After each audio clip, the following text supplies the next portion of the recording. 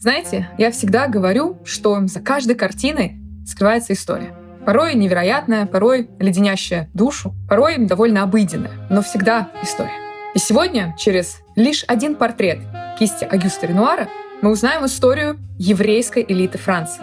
Коллекционеров и ученых, археологов и писателей, светских дам и банкиров. С этого портрета на нас смотрит маленькая хрупкая девочка с волшебными золотисто-рыжими волосами и грустными глазами. Знакомьтесь, это Ирен Каен Данвер. А теперь от этого холста, как в криминальном триллере, в разные стороны начинают тянуться красные нити. Они ведут к роскошным особнякам, к огромным состояниям, скандальным громким разводам и великим коллекциям, к печам Аушвица. История стиралась. Стирался вклад еврейской коммуны в искусство, в литературу, в науку, в политику. Новые правила касались всех евреев без исключения. Унижения следовали одно за другим. Вводится обязательное ношение желтой звезды. Евреям запретили звонить по телефону, посещать зрелищные заведения. Французские евреи имели полное право умереть от голода, истощения, тоски. Перед нами история взлета и уничтожения еврейской элиты Парижа. История о том, как даже самое великое искусство не смогло спасти ни своих заказчиков, ни своих покровителей.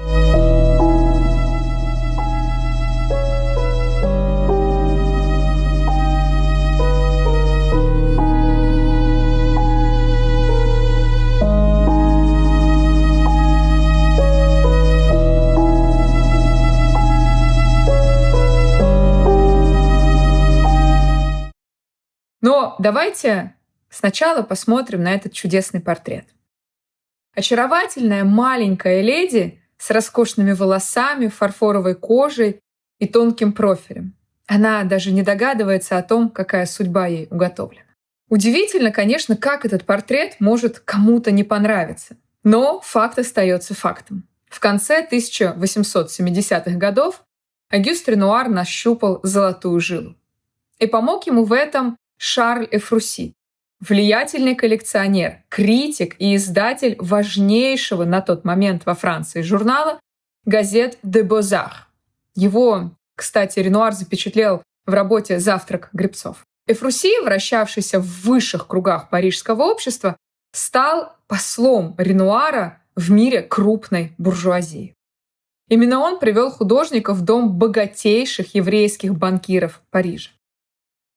Так импрессионист оказался на пороге роскошного особняка на авеню Монтень, парижской резиденции одного из богатейших банкиров – Луи Каен Данвер.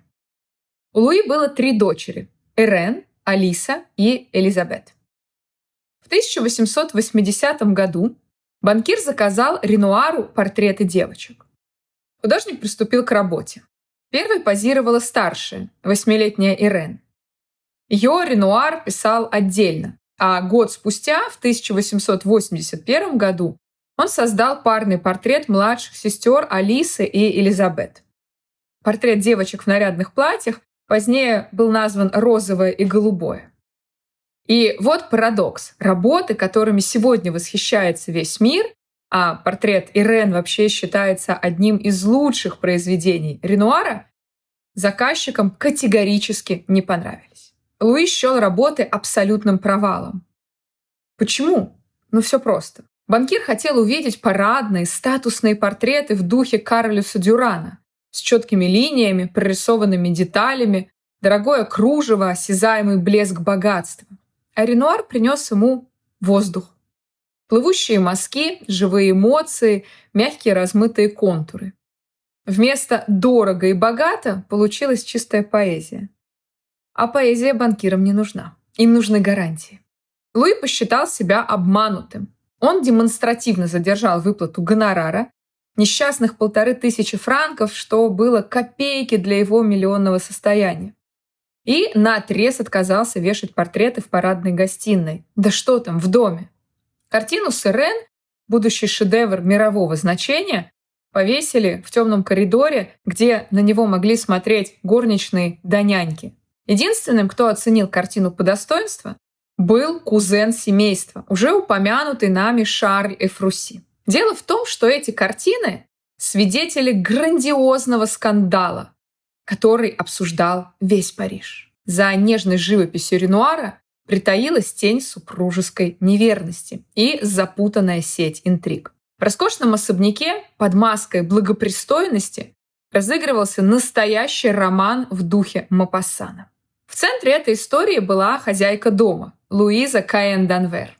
В светских кругах восхищались ее фарфоровой красотой, золотыми тициановыми волосами и грацией ленивой кошки. Братья Ганкур, главные сплетники эпохи, с ядовитым восторгом описывали похождения Луизы. Любовником ее был тот самый Шарль Фруси. Эдмон де Ганкур рисовал кинематографичную сцену. Луиза и Шарль встречаются в антикварной лавке Сишеля.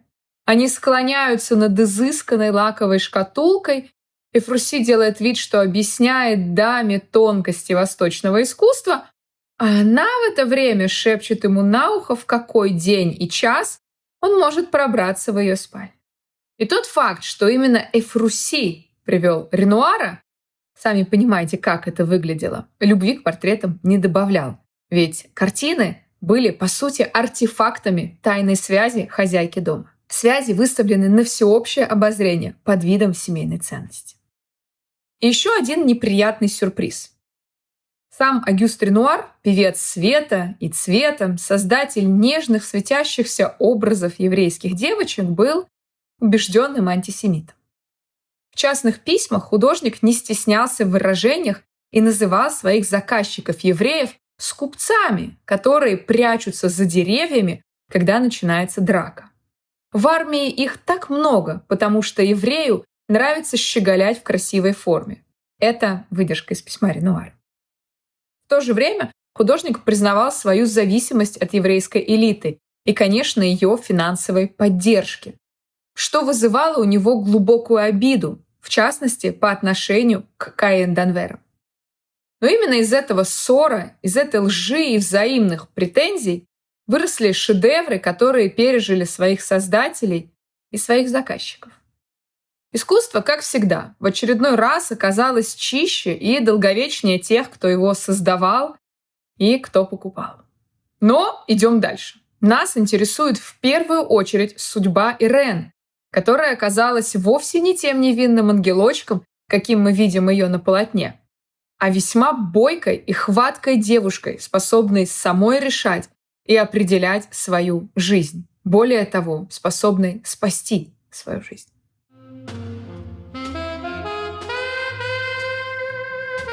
В XIX веке еврейская элита Парижа — Ротшильды, Командо, Фруси, Рейнахи, Каен-Данвер — жила в своем обособленном и жестко контролируемом мире. Положение их в обществе было довольно шатким, несмотря на капитал. Чтобы доказать французской буржуазии, что они свои, эти семьи до фанатизма перенимали привычки аристократии. Скупали породистых лошадей, основывали конные клубы, строили особняки в самом престижном пригороде Парижа Нюи-сюр-Сен и становились основателями общества друзей Лувра, которое существует до сих пор. Ирен должна была стать идеальной частью этого плана, лучшим винтиком в отлаженном механизме. Для этого ее выдают замуж, естественно. За Моисея, на французский манер Маиса де Командо, банкира, миллиардера и столпа еврейской общины. 5 октября 1891 года. Париж, улица Виктуар. В этот день двери в Великой синагоге распахнулись, чтобы принять самое блистательное общество Третьей Республики. Вся элита, le tout Paris израилит, собралась здесь. Элеонора и Альфонс де Ротшильд, Беатрис и Фруси де Ротшильд, кланы Фульдов и Фруси. Все они пришли засвидетельствовать союз двух миров. Утонченных, ассимилированных парижан Каен-Данвер и баснословно богатых, экзотических выходцев из Константинополя семейства Командо. На следующий день газеты захлебывались от восторга. Невеста, та самая Ирен с портрета Ренуара, была облачена в платье из атласа, кружева которого стоили баснословных денег. Но главным, конечно, было не платье. Дядя невесты выписывает чек на 100 000 франков серебром. Свекровь подносит шкатулку с жемчугом из Константинополя. Нет, это не история любви. Это история слияния активов. Свадьба была консолидацией. Каэн Данвер давали командо социальный статус. Командо же приносил в семью поток золота, который должен был сделать положение банкиров незыблемым. Корреспондент одной из газет задал вопрос, звучащий как эпитафия всей эпохи. Среди внушительного числа гостей, элегантных и любезных, был ли хоть кто-то, кто догадался помолиться Богу о счастье этой очаровательной пары? В этой сделке участвовали двое, которые были друг другу совершенно никем. Моис де Командо, 31 год, выходец из Константинополя. По словам современников, жесткий, эгоцентричный, с тяжелым взглядом единственного глаза. Второй он потерял в юности на охоте. Командо был упрям, привык к абсолютному контролю и уже начал превращать свою жизнь в музей, собирая только то, что соответствовало его взыскательному вкусу. Ирен, 19 лет, квинтэссенция парижского art de vivre. Она росла в особняке, где за обеденным столом сидел Марсель Пруст. Филипп Эрланже, родственник Моиса, спустя десятилетия обронил ядовитую фразу. Моис был восточным человеком. У них были взгляды на женщин, совсем не соответствующие парижскому духу анверов. Это был конфликт культур. Восточный патриархат столкнулся с французской эмансипацией. Посмотрите на брачный контракт. Настоящая опись имущества. Там четко прописано: будущая супруга приносит с собой лично сформированное приданное. Каждая вещь здесь оценена. Каждая имеет свою стоимость.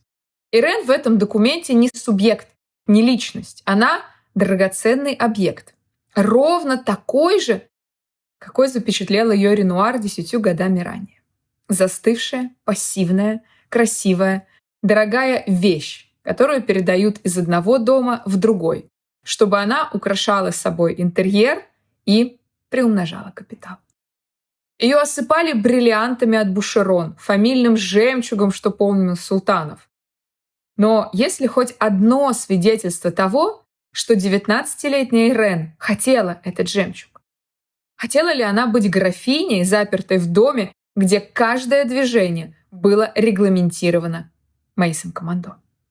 Возможно, в свои 19 лет Ирен, конечно, сама не знала, чего хочет. Но она очень быстро поняла, чего не хочет. Она не хочет быть частью коллекции своего баснословно богатого мужа. И когда спустя годы Ирен сбежит, бросив этот храм франко-иудаизма, бросив миллионы и статус, весь Париж будет судачить о неблагодарной жене. Нет, никто не скажет, что она была первым человеком в этой истории, который решил вернуть себе право быть не объектом, а личностью.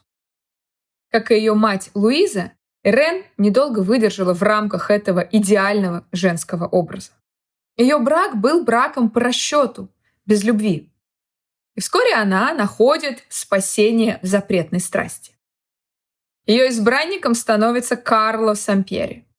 Но в отличие от ее матери, чьи внебрачные связи оставались строго частным делом, Ирен, похоже, увидела в этом шанс изменить свою жизнь и воспользовалась этим шансом. К 1897 году она разошлась с мужем, а к январю 1902 развелась с ним. В этом выборе было все: бунт против статуса, условностей, еврейской элиты. Для Моиса это был не просто разрыв брака, это было публичное унижение, катастрофа для репутации. Он — столб финансового мира, наследник, который должен был продолжить богатейший род Командо, был брошен, оставлен. К тому же Ирен совершила еще один беспрецедентный шаг. Она приняла католичество не из глубины души, а скорее как символ полного разрыва с прошлым, с золотой клеткой еврейского милью. В марте 1903 года, чуть более чем через год после окончательного развода, Ирен вышла замуж за Карла Сампьери. Свадьба состоялась в церкви Сант-Оноре-де-Ло в 16 округе. Этот брак, конечно, широко освещался в прессе, к полному унижению Моиса. Она добилась своего, вырвалась. заплатила за это страшную цену. Потеряла контакт с детьми, ведь Моис позволял ей видеться с ними всего лишь 2 часа в неделю. Ирен опозорила семью и отвернулась от веры. Но она выбрала свой путь и начала новую главу. В 1903 году Ирен купила усадьбу в Нормандии с поэтическим названием «Le Pommier» – «Яблони».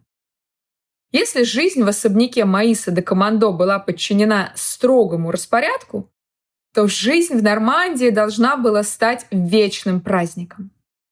Утро начиналось на пляжах Трувиля. Купание, обсуждение свежих сплетен, разговоры о том, кто с кем поссорился, Париж, скачки, теннис, верховая езда. Ирен, как и ее подруга, Беатрис Эфруси де Ротшильд, жила в режиме постоянной смены роскошных декораций.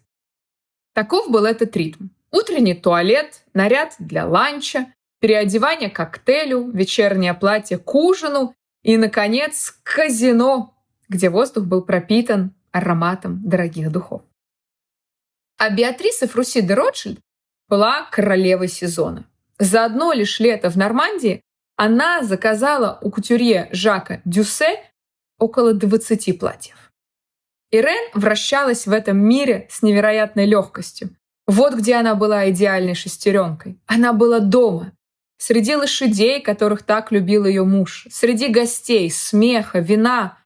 Это был Париж в миниатюре. Мир, который казался камерным, уютным и бесконечно защищенным. В браке со своим итальянцем, как она называла Карло, Ирен родила еще одну дочь, Клод, которую обожала и баловала. Ирония судьбы. Этот безумный, скандальный брак с простым итальянцем в будущем спасет ей жизнь. Ведь во время нацистской оккупации Ирен получит статус исключения из еврейской расы.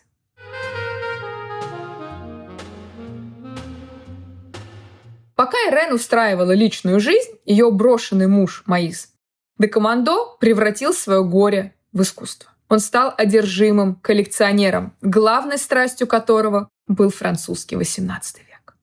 Застывшая, безупречная красота. Позже, когда его любимый сын Нисим разобьется в воздушном бою во время Первой мировой войны, обезумевший от горя Моис завещает весь свой особняк с коллекцией Академии изящных искусств. И так появится великий музей Нисим де Командо, один из моих самых любимых в Париже. В конце XIX века Париж превращается в крупнейший антикварный рынок мира. Старая аристократия, чьи родословные уходили корнями в эпоху короля солнца, разорялась. На рынок хлынули сокровища, которые веками были скрыты за дверьми частных особняков. Мебель эпохи короля солнца, гобелены, редчайшие манускрипты, полотна старых мастеров, коллекции Людовика XVI и Марии Антуанетты. Именно в этот момент на сцену выходит новая сила – haute bourgeoisie. Финансовая и промышленная элита, в авангарде которой стояли великие еврейские династии. Через сеть дилеров, таких как Джозеф Дюван, Натан Вандельштейн или Жак Селигман, богатые буржуа начали скупать благородное происхождение оптом. Коллекционирование для этих людей, для Рейнахов, Эфруси, Командо, было с одной стороны вопросом престижа, но с другой – ответом на какой-то более глубокий, почти болезненный вопрос социальной психологии. Эти люди – патриархи, хранители традиций. Внезапно они обнаружили себя в мире Третьей Республики. И этот мир они понимали с трудом. Все вокруг них стремительно менялось. Угрозы можно было ожидать не только снаружи, но и внутри сообщества. С одной стороны, над Парижем постоянно витал призрак антисемитизма. Дело Дрейфуса раскололо общество, и даже обладатели миллиардных состояний чувствовали себя чужаками, словно постоянно были на прицеле. С другой стороны, внутри их собственных семей все трещало по швам. Дети отказывались от традиций предков, догматы веры размывались, совершались смешанные браки и обращение в католичество. На смену семейному единству пришли супружеские измены, ожесточенные разводы и, конечно, самое страшное – смерти детей на полях, Первой мировой. Авторитет евреев как отцов и патриархов таял на глазах. И вот здесь начинается самое интересное. Для многих из этих великих коллекционеров искусство становится формой эскапизма, побегом в альтернативную реальность. В 1910 году, после смерти матери, Моис де Командо получил в наследство особняк на улице Мансо. Тогда парижане в шутку называли ее «Rue de Juif» — еврейская улица. И вот тут Моис решает начать новую жизнь. Он организовывает ее максимально, насколько это возможно. На Парижской улице он возводит особняк, ставший точной копией Малого Трианона Марии Антуанетты. Он хотел жить в 1770-х, но при этом иметь в доме современный водопровод, электричество и отопление. Тем единственным, кто мог соединить комфорт века XX с душой столь дорогой его сердцу эпохи рококо, стал архитектор Рене Сержан. Но давайте копнем чуточку глубже. Сегодня мы не будем говорить об истории семейства де Командо, хотя это очень интересная тема, но приглашаю вас на свои экскурсии. Когда музей откроется после реставрации, я обязательно возобновлю визиты туда, пока же мы говорим об истории еврейского Парижа и особняках вокруг парка Мансо. Поверьте, там не Командо едиными. Так вот, Моис происходил из константинопольского еврейского рода. Даже для французских евреев он был инородцем, чужаком. И, конечно, он боялся антисемитизма, который разъедал общество. Фамилия его звучала чужеродно, корни уходили на восток. И чтобы стереть это клеймо чужака, Моис де Командо как будто решил стать более французским, чем сами французы. В своем завещании он позже напишет, что декоративное искусство XVIII века, эпохи Людовика XV и Людовика XVI, составляло одну из главных славных заслуг Франции. Окружив себя этой славой, он создал идеальную патриотическую маску. Но это объяснение — лишь верхушка айсберга. Особняк Моиса был его глубоким, интимным, материальным автопортретом, созданным архитектором Рене Сержаном. И здесь мы подходим к главной психологической драме Моиса де Командо. Пока вокруг него рушился привычный мир, жена Ирен сбежала с конюхом, общество лихорадило от дела Дрейфуса, в его Малом Трианоне все было подвластно ему. И вот именно так он относился к коллекционированию. Представьте его в роскошном кабинете. Представили? А теперь представьте следующее. Вокруг хаос. Дети бунтуют, жена покидает дом, антисемиты кричат на улицах, газеты неблагосклонны. Но здесь, внутри, в окружении его коллекции, все подчинено порядку. Здесь он, Моис де Командо, может расставить северский фарфор, развесить картины Вато в идеальном, неизменном порядке. Он пытается переписать историю своей семьи.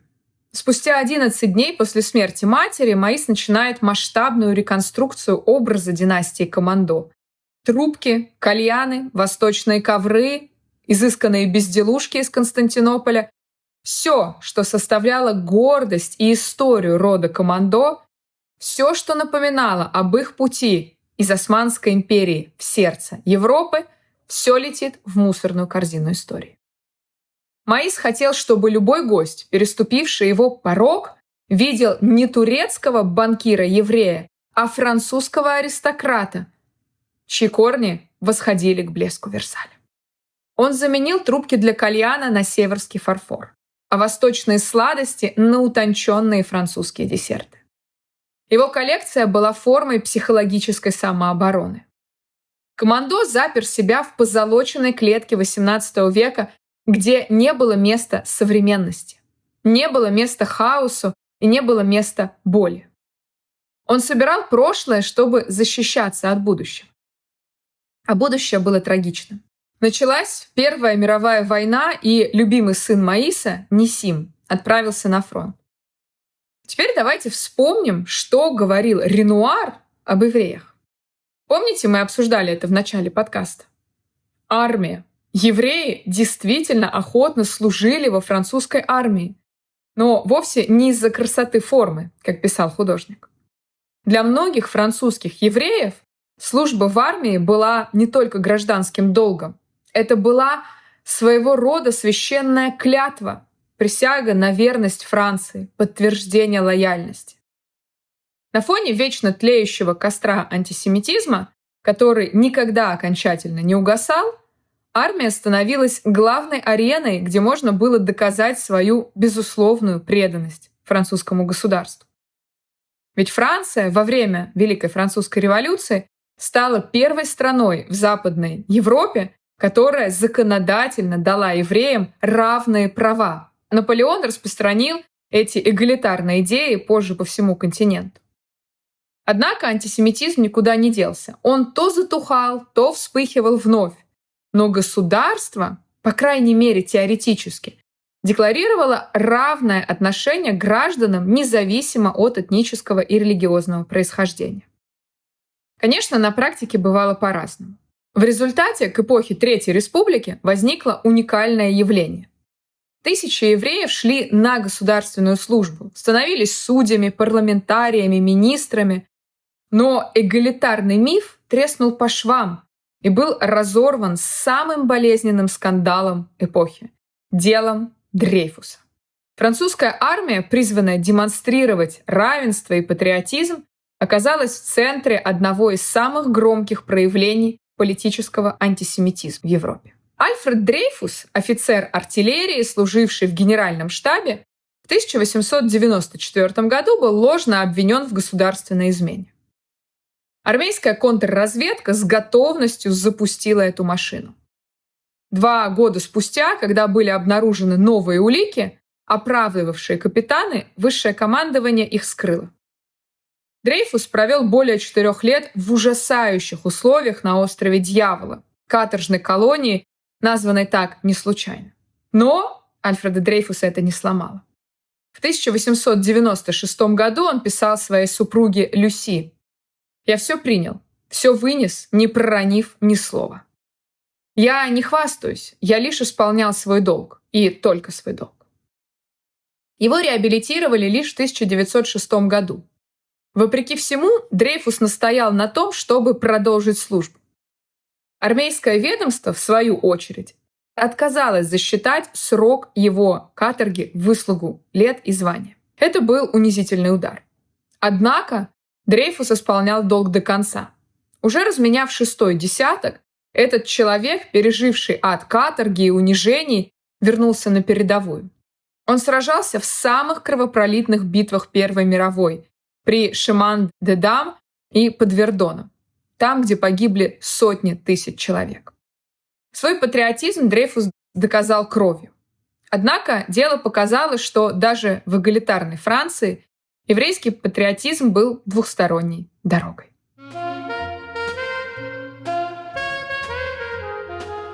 Впрочем, когда Нисим де Командо отправился на фронт, вряд ли он думал об этом.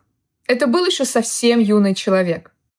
Он грезил о высоком, а банковское дело, которому стремился обучить его отец, вовсе не интересовало юношу. Ему был присущ юношеский максимализм. Из переписки Нисима больше всего проступает жажда приключений и готовность к любым последствиям. Присутствует также типичная для его возраста безрассудная удаль. Худшей участью, которую он мог себе представить, была, не смерть, а смерть бесславная. «Умереть ничто. Я жду этого каждый день», писал Нисим своей возлюбленной в ноябре 1915 года. «Те, кто возвращаются невредимыми, — редкость. Но я хочу умереть красиво, с ореолом счастья, с уверенностью в сердце». Кстати, сложись все иначе, Моиса де Командо ожидал бы очередной удар.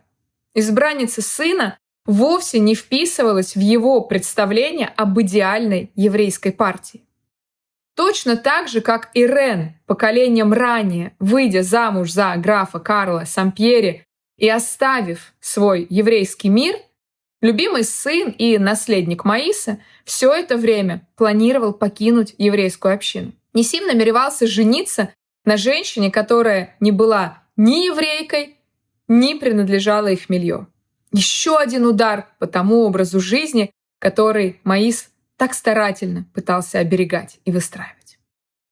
Ее звали Рене Дорвиль. Она была медсестрой Красного Креста и на тех немногих сохранившихся фотографиях предстает почти воплощением идеала красоты.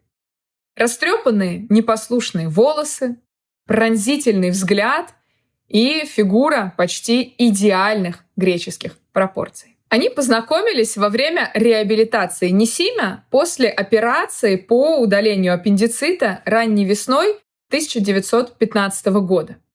Реабилитации, проходившей между Парижем и термальными водами Виши. Вскоре после этого молодые люди стали любовниками. Тон его писем к Рене разительно отличается от всей остальной корреспонденции Нисима.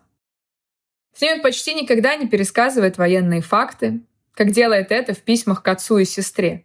С ней он искренний, словно съедаемый эмоциональной неуверенностью, и находит утешение в этой неподдельной близости. К сентябрю 1917 года Нисим делает Рене предложение.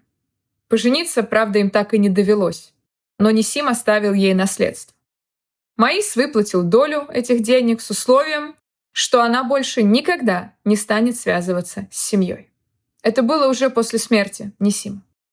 Юноша погиб в октябре 1917 года. То, как Маис пытался вернуть тело любимого сына, наследника, на родину, чтобы похоронить его по-человечески, отдельная история. Но сейчас не об этом. Смерть сына стала для Маиса точкой невозврата. В апреле 1919 года он признался, у него больше нет желания работать. И он сделал радикальный шаг. Он ликвидировал все доли в банке «Командо», активы за рубежом, семейную недвижимость. Он закрыл банк. Он как бы уволил себя из реальности. Отныне он не банкир, он коллекционер. Коллекционер, кстати, был чрезвычайно ревнив. О том, как Маис собирал вещи, можно говорить долго, читая его письма и заметки. Он настолько привязывался к вещам, что часто отказывал музеям и кураторам, просившим предоставить тот или иной предмет для выставки. Для него было немыслимо расстаться с сокровищами, даже если их запрашивал Лувр. У Маиса, кстати, был кузен Исаак де Командо. Но если наш герой собирал консервативный XVIII век, то Исаак был открыт будущему. Я очень много говорю о нем на экскурсии в музее Орсе. Ведь именно Исаак щедро скупал импрессионистов. Работы Эдгара Дега, Клода Моне, Альфреда Сислея. И свою коллекцию Исаак завещал Лувру, правда, с жестким условием. В течение 50 лет она должна была быть выставлена неделимой в зале, увенчанном его именем. Сегодня эта коллекция — гордость Орсе. Но вернемся к красным нитям на нашей карте. Дочь Ирены Маиса, Беатрис де Командо, вышла замуж за Леона Рейнаха. Вы же помните, что детей было 2. Правда, на дочь Маис ставки никогда особо не делал. В отличие от красавца Нисима, она была невзрачной, полноватой и отличалась легкой тугоухостью. Потеря брата для нее была горем, но кто ж будет интересоваться ее чувствами? Всю войну Беатрис провела на передовой милосердия. Она работала медсестрой в госпитале Шам-Сюн-Марн вместе с другими женщинами из клана Каэн-Данвер. Она видела смерть каждый день. И когда осенью 1917 года пришло известие о гибели Нисима, она приняла этот удар молча, без истерик, без театральных жестов. Беатрис очень любила брата. О ней мы знаем совсем немного. Эта женщина почти не оставила следа в истории, скорее в архивах. Но те письма, в которых она вспоминала о брате после его гибели, были пронизаны удивительным теплом. Нисим был настоящим щитом для девушки. Он защищал свою неприметную тихую сестру от холодности отца, от презрения светского общества. Он был ее единственной связью с теплом и радостью. Когда Нисим погиб, Беатрис осталась совершенно одна в холоде отцовского малого Трианона. Вы же помните, что мать не могла навещать ее. Брак с Леоном Рейнахом не заполнил эту пустоту. Маис смотрел на брак прагматично. Для человека, привыкшего все держать под контролем, Замужество дочери означало, как он писал другу, одной большой проблемой меньше. Жених Леон Рейнах был полной противоположностью Маису. Ему было 25.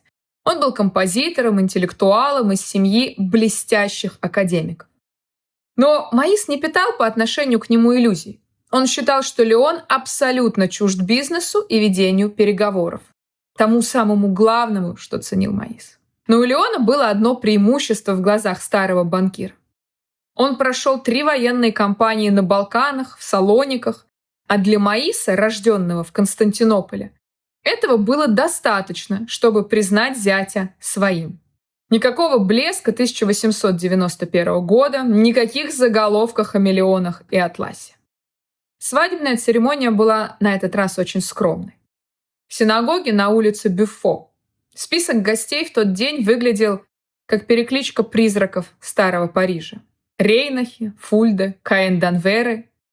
Все эти кланы в тот день спаялись в одну большую семью, связанную не только богатством и прошлым, но и кровью погибших сыновей и общей, ускользающей историей. На свадьбу бабушка подарила Беатрис тот самый портрет. Портрет матери, написанный Ренуаром. Связывала ли Беатрис и Леона еще что-то, кроме происхождения? История молчит. Но в том мире это не имело никакого значения. После свадьбы пара переехала в особняк Маиса на улице Мансо. Семья воссоединилась под одной крышей, но для Беатрисы была крыша склепа. Молодожены жили в доме отца, среди его идеальных комодов, кресел эпохи Людовика XVI, столиков Марии Антуанетты. В 1942 году, когда тучи над Парижем стали черными, Беатрис пыталась, как и ее мать, спастись, перейдя в католичество. Она до последнего верила, что ее французское имя, статус, богатство защитят ее. Но, к сожалению, финал этой тихой, глуховатой женщины был трагичным. Ее судьба завершилась в Аушвице, где ее имя навсегда превратилось лишь в строчку нацистского архива.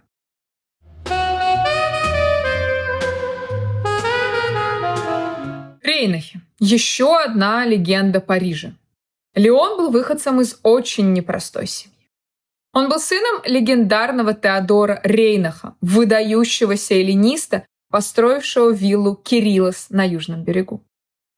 Всего братьев Рейнах было 3 – Жозеф, Соломон и Теодор. В Париже их уважительно и полушутя называли братья «Je sais tout» – братья «Я все знаю».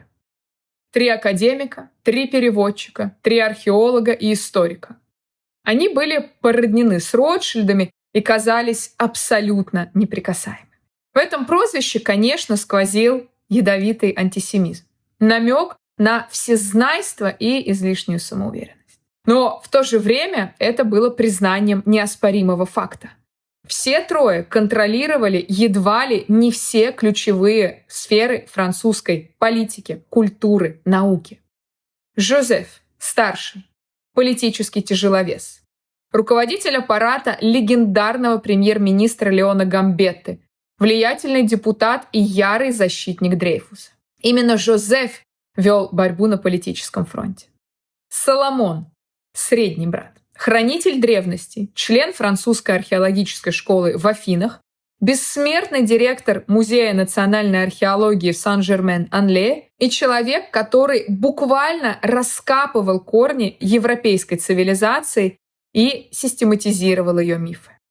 Теодор, младший брат и отец Леона. Пожалуй, самый разносторонний из 3. Он был настоящим человеком эпохи Возрождения. Говорил на десятки языков, переводил Шекспира, профессионально занимался математикой, нумизматикой, писал музыку, исследовал древнегреческую гармонию. Греция, как вы поняли, была его страстью, религией, предметом обожания. Он искренне верил, что французский универсализм, идея равенства, братства, свободы – прямое продолжение древнегреческого разума и порядка, а современная Франция – законная наследница древней Эллады. Памятником этой мечте об античной гармонии стала уже упомянутая вилла Кириллос в Больё-сюр-Мер, белоснежная греческая фантазия, воплощенная Теодором Рейнахом в камне. Но, конечно, Была и обратная сторона у этого интеллектуального блеска. История женщин семьи Рейнах, чьим главным долгом объявлялось не созидание, а восхищение. В семье, где мужчины были всезнайками, женщинам отводилась роль хранительниц культа их гениальности. От женщин требовалось лишь скромное подчинение. Они могли читать великие труды своих отцов и дядей, но никогда не участвовали в их создании. И это положение второго сорта было настолько удушающим, что после женщины рода Рейнахов начнут также стремительно удаляться от иудаизма по причине патриархальной структуры, где женщины всегда оставались на периферии. Братья Рейнах давали дочерям образование достаточное, чтобы поддерживать светскую беседу, но ни в коем случае недостаточное для того, чтобы состязаться с мужчинами на равных.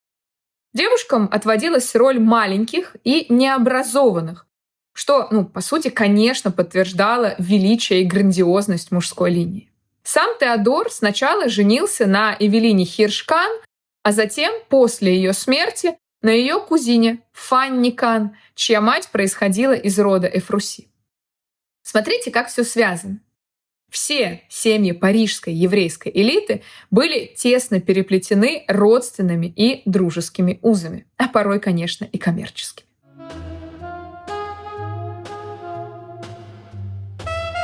По касательной тянется нить Беатрис Ротшильд, которая вышла замуж за Мариса Эфруси. Беатрис имела все. Не только сказочное богатство, но и ум, свободу, любовь к музыке, искусству, вкус. Она путешествовала по миру и привлекала множество поклонников. Именно поэтому ее выбор спутника шокировал всех. Марис Эфруси был на 15 лет старше, неказист и, что еще хуже в глазах семьи, зависим от азартных игр. Это был очевидный мезальянс, однако дававший Ротшильдам выход на рынок Восточной Европы. Родители Беатрис были в ужасе, но Беатрис не поддавалась запретам. Брак оказался кошмаром. Их жизнь превратилась в бесконечный круговорот скачек и казино. Ирен Каэн Данвер, та самая, с которой мы начали разговор, часто видела Мариса в Давиле. Он выделялся в толпе своим жокейским камзолом, синим в крупный желтый горошек. Марис проигрывал баснословные суммы. Хуже того, он заразил Беатрис болезнью, из-за которой девушка навсегда лишилась возможности иметь детей. Это был удар для женщины ее круга. Марис растратил не только свое состояние, но добрался до капитала жены. Пользуясь именем Ротшильдов, он влез в чудовищные долги. К 1904 году долг Мариса превысил 12 миллионов франков. Это астрономическая сумма, равная приблизительно 300 миллионам евро. Чтобы избежать публичного позора и краха репутации, отец Беатрис, Альфонс де Ротшильд, сделал то, что Ротшильды умели делать лучше всего – выписал чек.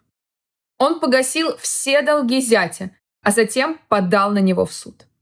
Фактически он выкупил свободу своей дочери.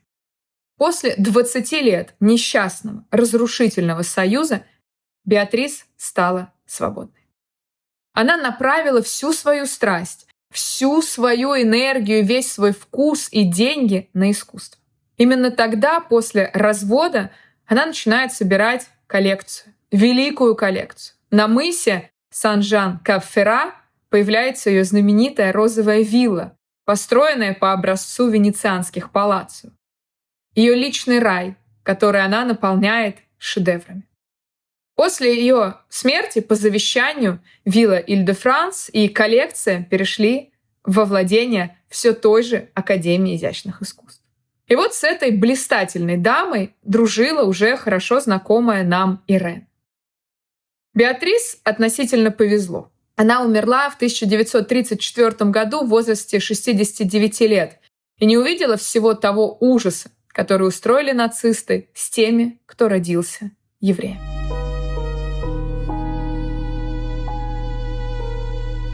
История стиралась. Стирался вклад еврейской коммуны в искусство, в литературу, в науку, в политику.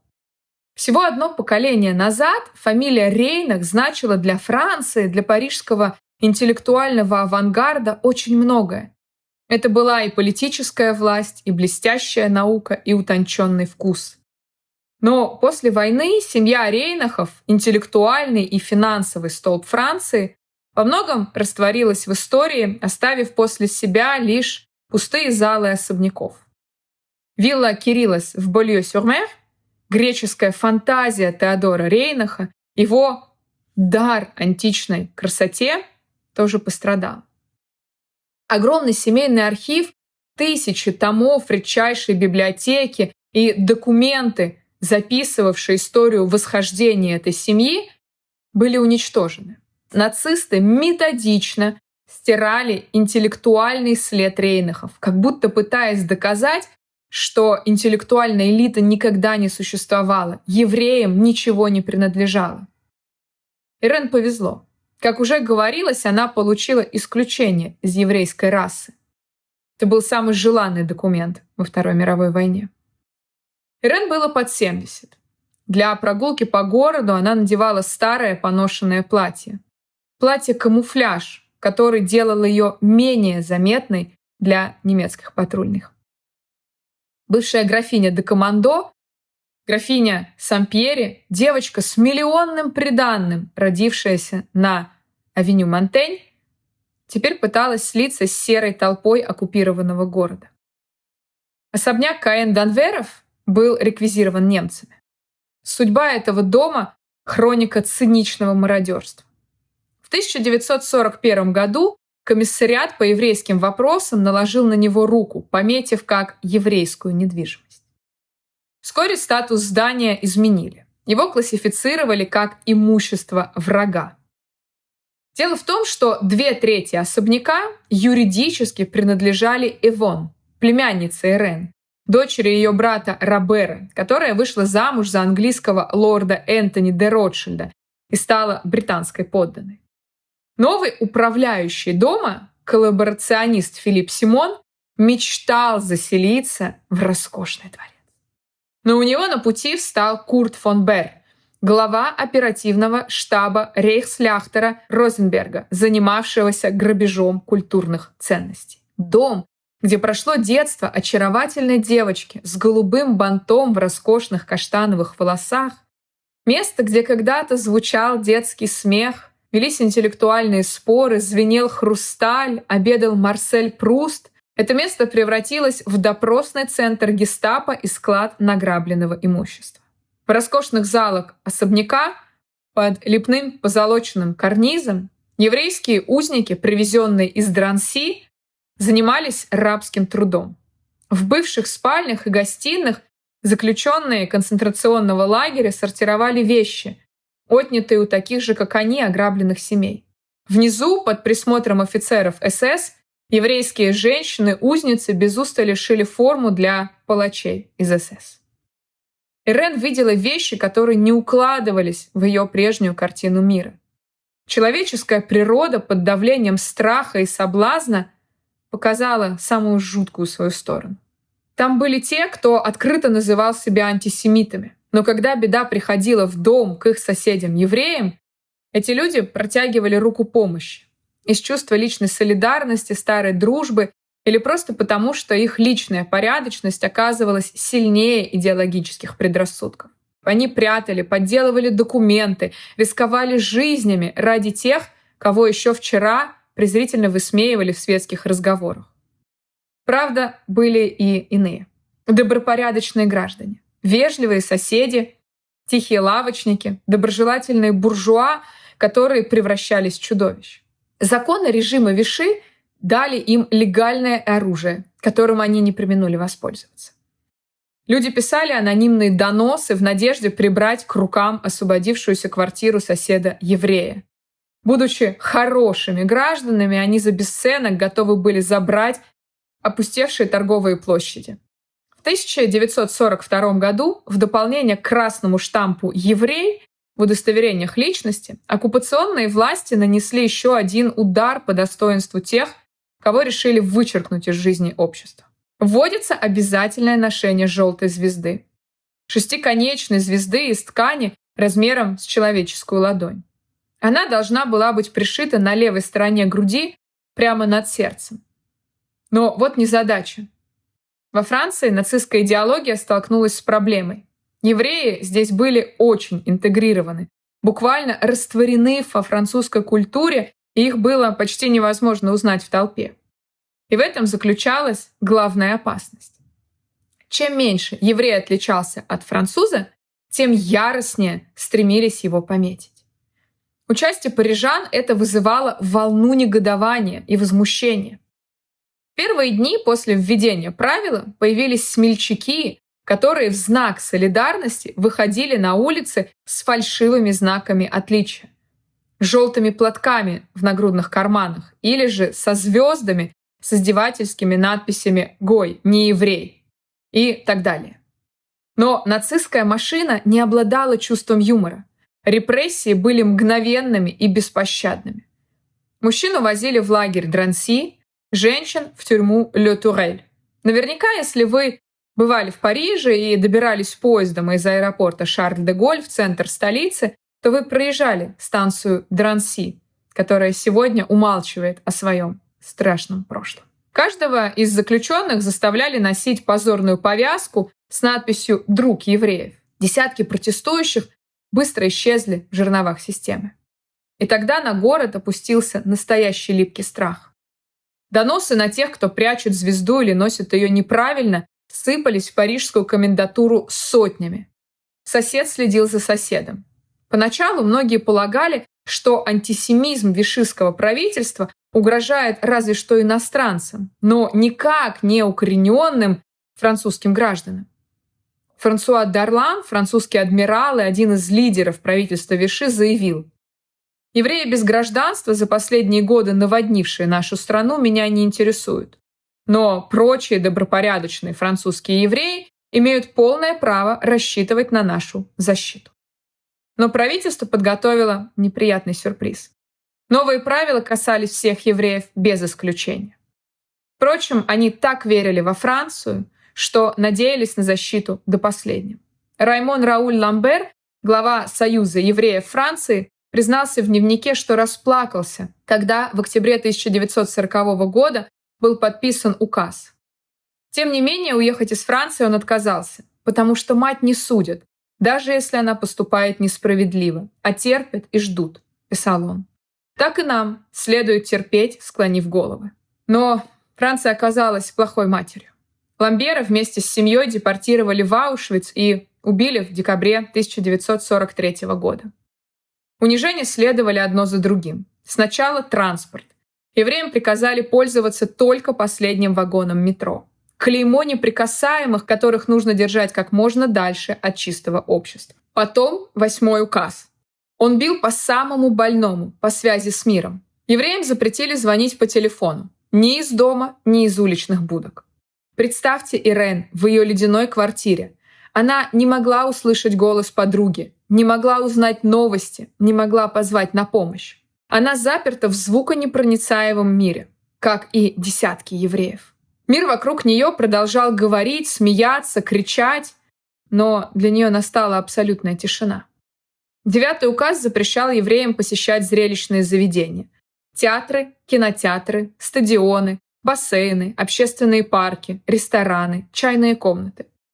Список казался бесконечным. Нельзя ходить в музеи, в библиотеки.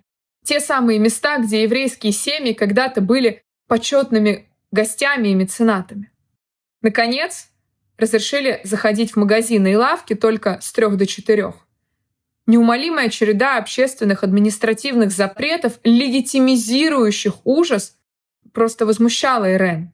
Под нейтральным тоном этих документов скрывалось предписание, по которому французские евреи имели полное право, законное право умереть от голода, истощения, тоски. Правительство коллаборационистов просто вычеркнуло из жизни тех, кто когда-то способствовал славе Франции. Легко, без угрызений совести. Оказалось, что ни миллионы, ни подаренные Лувру коллекции не могли защитить от желтой звезды. Элизабет — сестра Ирен, Леон Рейнах, его жена Беатрис, дочь Ирен, их дети Фанни и Бертран — все были арестованы. В 1943 году всю семью депортировали в лагерь Дранси. Оттуда в Аушвиц. Все погибли. Первой умерла Фанни, затем Бертран. Беатрис продержалась дольше всех. Леон Рейнах закончил жизнь в Биркенау. Династия прервалась.